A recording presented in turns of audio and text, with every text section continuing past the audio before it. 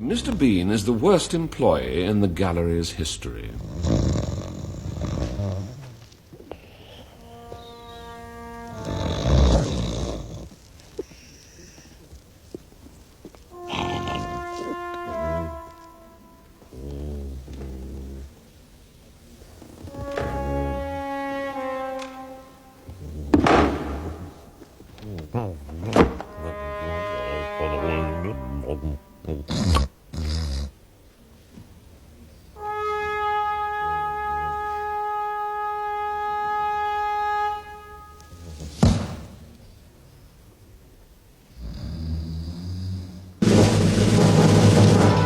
Good afternoon, sir. Sit down, sit down. Now, before we move on to the major business of the day, I should like to broach the question of Mr. Bean. Now, Mr. Bean has worked for us for many years. And will for many years to come. I employed this splendid young man when I was doing your job, Charles. And you can have my resignation if you go anywhere near him.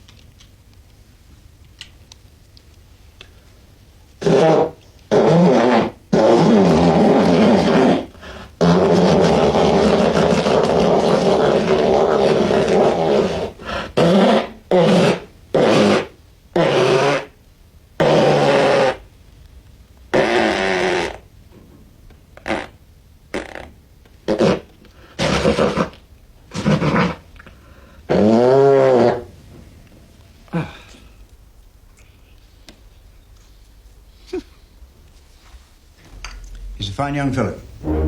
Absolutely. Quite right. Very well, moving on. The Grierson Gallery of California needs a representative of our great gallery. They are looking for a scholar of the very highest standing. I have therefore decided to recommend for the post and the 3 months sabbatical that goes with it, that splendid employee, Mr. Bean.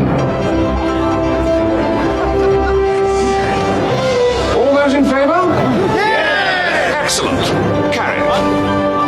Our loss is America's gain. David, got a letter from the Royal National Gallery. They're recommending a guy called Bean to represent them. Bean? I can't say I've heard of him. Oh, letter signed by Doctors Rosenblum and Cutler. Well, that's impressive. They say he's a man whose incontrovertible genius dwarfs our own meager talents. Rosenblum and Cutler said that. Well, you asked for England's top man. I do believe I delivered him. Well, he certainly sounds like it. Yeah, however, before we confirm, Bernice here still feels that we get more media attention if we had someone from, let's say, the entertainment industry. I genuinely believe that we could get John Bon Jovi. John Bon Jovi? To unveil Whistler's mother? Yes. I have nothing against John Bon Jovi. The man has had 2 great hairstyles in the last 10 years, which is an achievement not to be sniffed at. But so far as I know, Mr. Jovi knows absolutely nothing about 19th century Impressionism. Certainly he hasn't mentioned it in any of his recent songs. No, but David... This is not a rock video. This is a great and serious work of art. And Dr. Bean will give the occasion depth and dignity. You all right? We go with Bean. No. David's our curator. This is David's call. It's his decision, his responsibility.